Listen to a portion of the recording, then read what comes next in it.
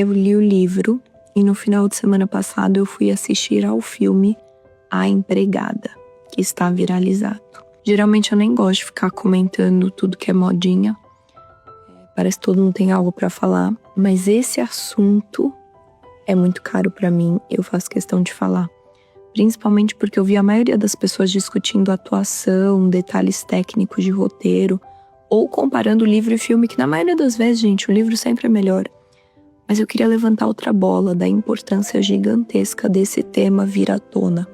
Assim como eu levantei a mesma bola quando aquele É Assim Que Acaba viralizou também na rede vizinha. Relacionamentos abusivos não são ficção exagerada. Eles existem e eles destroem vidas. Por outro lado, o conhecimento liberta, por isso que eu acho tão importante falar sobre isso.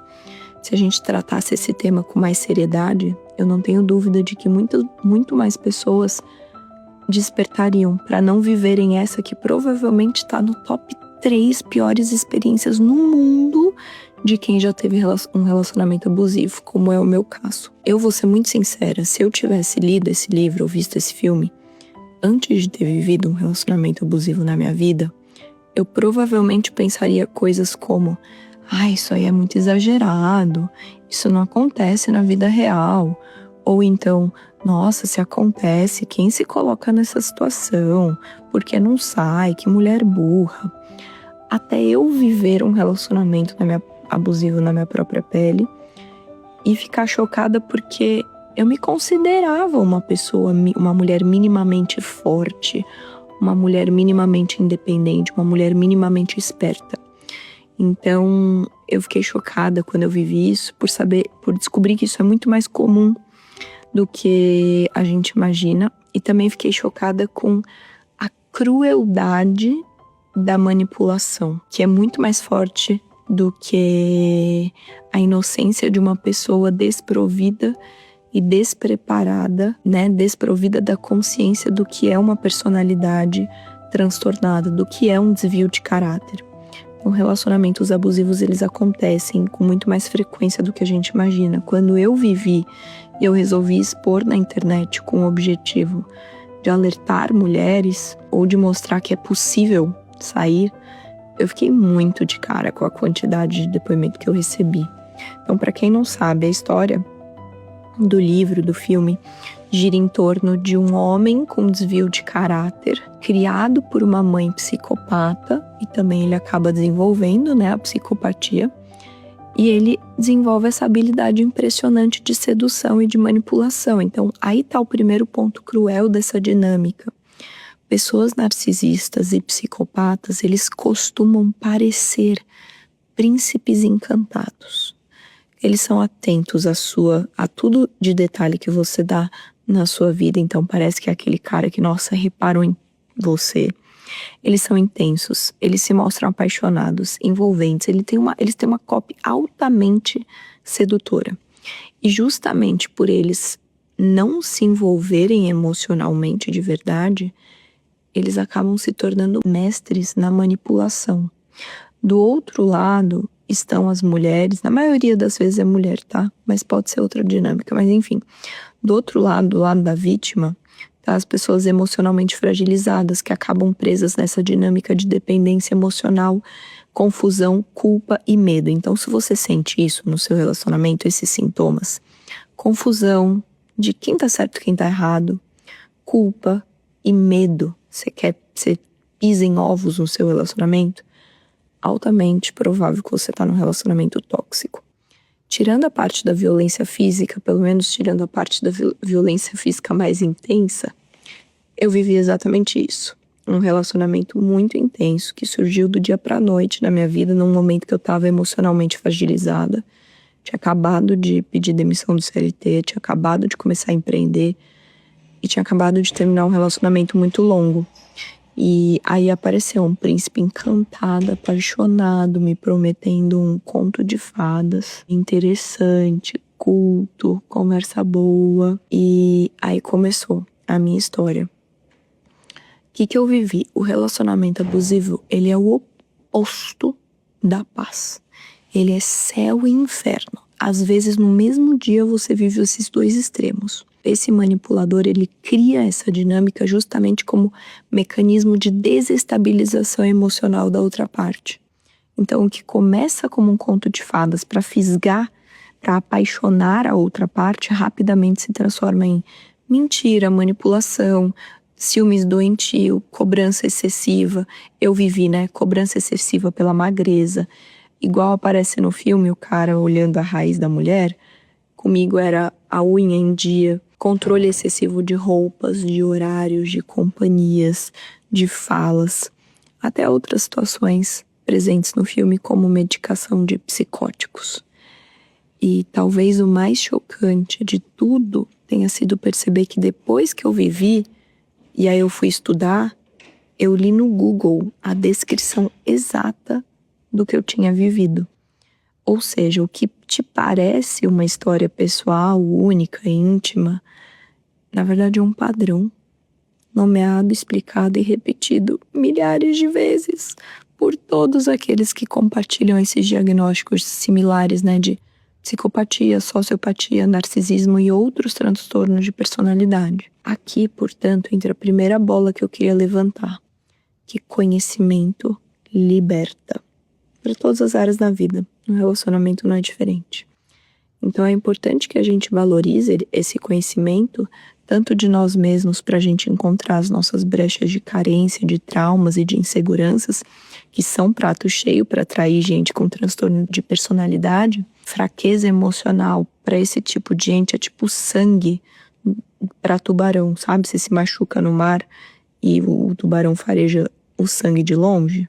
Então, a gente tem que pensar que eles são especialistas nisso. Eles vivem disso. Eles são obcecados por cada dia aprimorar mais as técnicas deles de identificação e persuasão dessas suas presas. Além disso, a gente não pode ignorar o estudo da mente humana. Ainda que sejamos pessoas com nível de autoconhecimento alto, é importante a gente estudar o mínimo de comportamento e de psique humana, porque com diagnóstico patológico ou não, a gente vive num mundo de relação humana. Então é preciso fazer o que está no nosso alcance para a gente filtrar bem quem vai dividir o nosso espaço com a gente. Essa expansão de consciência, ela muda tudo. Ela protege a gente, ela amadurece a gente. Ela faz você nunca mais se colocar no mesmo lugar, na mesma situação. É importante falar também que nem todo relacionamento tóxico envolve uma patologia. Às vezes, ele é fruto de pessoas emocionalmente imaturas, feridas, inseguras, com traços de narcisismo, de narcisista, né? Sem necessariamente um diagnóstico clínico. No meu caso, eu vivi um relacionamento com um narcisista, com um diagnóstico dado pela própria psiquiatra em questão e histórico familiar pré-existente. Agora eu vou chegar no segundo ponto sobre o tema. Depois de tudo que eu vivi, que de longe foi a coisa mais difícil, mais dolorosa da minha vida, seria muito comum eu contar apenas o que o outro me fez. Seria comum eu xingar o meu ex, seria comum dizer que eu tenho trauma disso ou trauma daquilo. Eu acredito em tudo isso. Mas tem algo que eu acredito mais ainda. Num mundo de seres humanos, pessoas que erram, que aprendem, que evoluem, é muita ignorância falar só do erro do outro sem olhar para si. Na verdade, não é nem só ignorância, é inútil. Estamos todos dando o nosso melhor. E se o melhor do outro é ruim, que ele não nos contamine. Eu demorei bastante tempo para perdoar esse meu ex, não publicamente, não para ele, mas dentro de mim, eu comigo mesma, tirar a mágoa de dentro do meu coração, porque mágoa nada mais, nada menos é do que má água. Má água é água podre, apodrece e fede onde ela está parada. Não é fácil perdoar, dependendo do nível de dor que o outro causou, mas é preciso perdoar para a gente se libertar.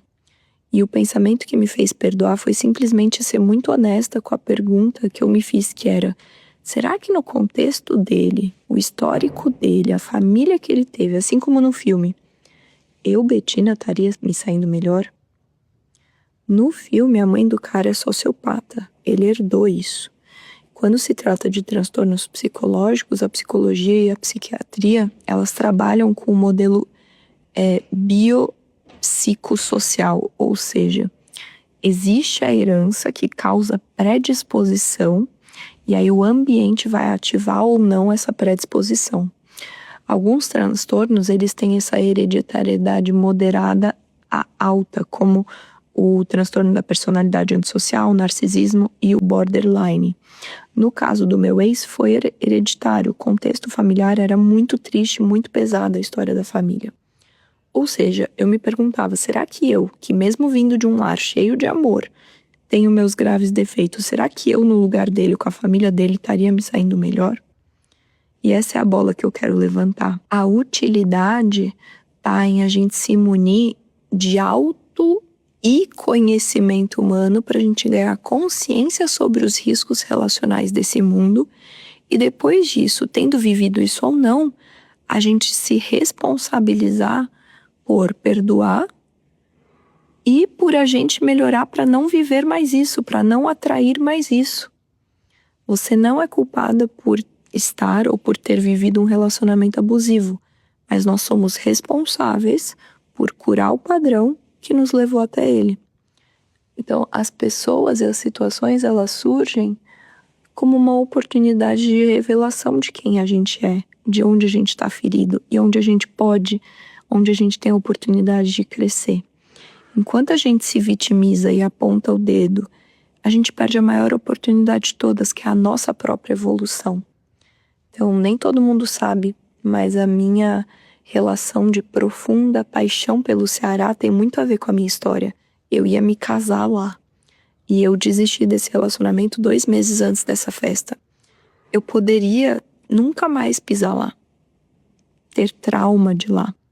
Mas eu escolhi o caminho do ressignificar. Eu poderia ter jogado a dor para debaixo do tapete, mas eu escolhi encarar de frente esses meus traumas, passar por esse processo longo de autoconhecimento e espiritualidade.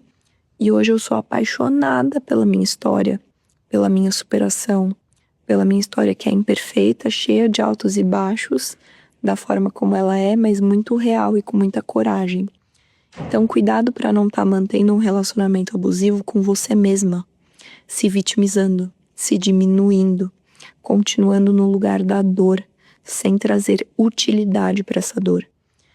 Cuidado para não estar alimentando mais os seus medos e as suas sombras do que as suas forças e o seu poder de aprender e evoluir. Traumas não são troféus, eles são muros. Muros que te impedem de viver o próximo nível da sua vida. Eu amei o fato desse filme ter viralizado. Eu ainda não li a continuação, mas eu gostaria muito de ver na história da continuação o perdão e a cura de todos os lados dessa história. Porque a vingança não é o caminho que a nossa alma pede para seguir. E você leu? Você viu o filme? Você gostou? Me conta aqui.